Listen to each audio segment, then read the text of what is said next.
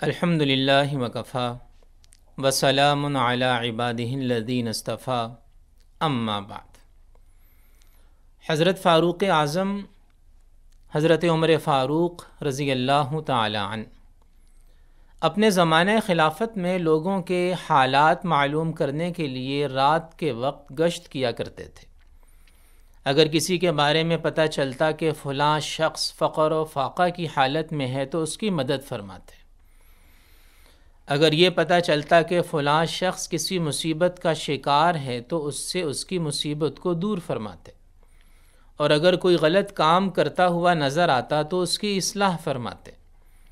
ایک دن آپ تہجد کے وقت مدینہ منورہ کی گلیوں میں گشت فرما رہے تھے کہ ایک گھر سے دو عورتوں کی باتیں کرنے کی آواز آئی۔ آواز سے اندازہ ہوا کہ ایک عورت بوڑھی ہے اور ایک جوان ہے۔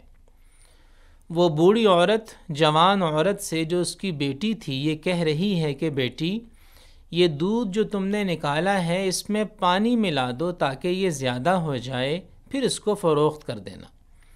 بیٹی نے جواب دیا، اماں جان، امیر المؤمنین حضرت عمر فاروق رضی اللہ عنہ نے یہ حکم جاری کیا ہے کہ کوئی دودھ بیچنے والا دودھ میں پانی نہ ملائے، اس لیے ہمیں نہیں ملانا چاہیے۔ جواب میں ماں نے کہا کہ بیٹی، امیر المومنین یہاں بیٹھے ہوئے تو نہیں ہیں، اگر تم نے پانی ملا دیا تو وہ کون سا تمہیں دیکھ لیں گے، وہ تو اپنے گھر میں ہوں گے، رات کا اندھیرا ہے، کوئی دیکھنے والا نہیں ہے، انہیں کیسے پتہ چلے گا کہ تم نے دودھ میں پانی ملایا ہے۔ جواب میں بیٹی نے کہا، اماں جان، امیر المؤمنین تو نہیں دیکھ رہے، لیکن امیر المؤمنین کا حاکم یعنی اللہ تعالیٰ تو دیکھ رہا ہے، اس لیے میں یہ کام نہیں کروں گی۔ دروازے کے باہر حضرت عمر رضی اللہ تعالی عنہ یہ ساری گفتگو سن رہے تھے۔ جب صبح ہوئی تو آپ نے معلومات کرائی کہ یہ کون خاتون ہیں اور یہ بیٹی کون ہیں۔ معلومات کرانے کے بعد اس لڑکی کے ساتھ اپنے ایک بیٹے کے نکاح کا پیغام بھیجا اور اس سے اپنے بیٹے کی شادی کروا دی۔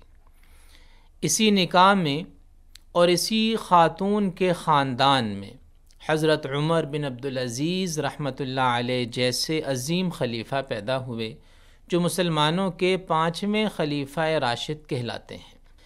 یہ بات اس لڑکی کے دل میں پیدا ہوئی کہ اگرچہ امیر المؤمنین تو نہیں دیکھ رہے لیکن اللہ دیکھ رہا ہے، جبکہ خلوت اور تنہائی ہے، رات کی تاریکی ہے، کوئی اور دیکھنے والا نہیں ہے، لیکن اللہ دیکھ رہا ہے، اسی کا نام تقوی ہے۔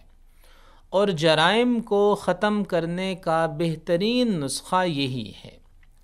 کسی بھی معاشرے میں، کسی بھی علاقے میں اگر جرائم ختم کرنا چاہتے ہیں تو بندوں کے دلوں میں اس بات کا احساس پیدا ہونا ضروری ہے کہ میرا اللہ مجھے دیکھ رہا ہے۔ ایک مرتبہ حضرت عبداللہ بن عمر رضی اللہ عنہ اپنے کچھ ساتھیوں کے ساتھ مدینہ منورہ کے باہر کسی علاقے میں گئے۔ ایک بکریوں کا چرواہا ان کے پاس سے گزرا جو روزے سے تھا۔ حضرت عبداللہ بن عمر رضی اللہ تعالی عنہ نے اس کی دیانت کو آزمانے کے لیے اس سے پوچھا کہ اگر تم بکریوں کے اس گلے میں سے ایک بکری ہمیں بیچ دو تو اس کی قیمت بھی تمہیں دیں گے اور بکری کے گوشت میں سے اتنا گوشت بھی دے دیں گے جس پر تم افطار کر سکو۔ اس نے جواب میں کہا کہ حضور، یہ بکریاں میری نہیں ہیں، میرے آقا کی ہیں۔ حضرت عبداللہ بن عمر رضی اللہ عنہ نے فرمایا کہ اگر اس کی ایک بکری گم ہو جائے گی تو وہ کیا کرے گا؟ یہ سنتے ہی چرواہے نے پیٹھ پھیر دی اور آسمان کی طرف انگلی اٹھا کر کہا، فَأَيْنَ اللَّهُ، یعنی اللہ کہاں گیا؟ اور یہ کہہ کر روانہ ہو گیا۔ حضرت عبداللہ بن عمر رضی اللہ عنہ چرواہے کے اس جملے کو دہراتے رہے کہ فَأَيْنَ اللَّهُ، اللہ کہاں گیا؟ مدینہ منورہ پہنچے تو اس چرواہے کے آقا سے مل کر اس سے بکریاں بھی خرید لیں اور چرواہے کو بھی خرید لیا اور پھر چرواہے کو آزاد کر دیا اور ساری بکریاں اس کو تحفے میں دے دیں۔ جب تک دلوں میں یہ احساس پیدا نہیں ہوگا اس وقت تک دنیا سے جرائم نہیں مٹ سکتے، بدعنوانیاں ختم نہیں ہو سکتی۔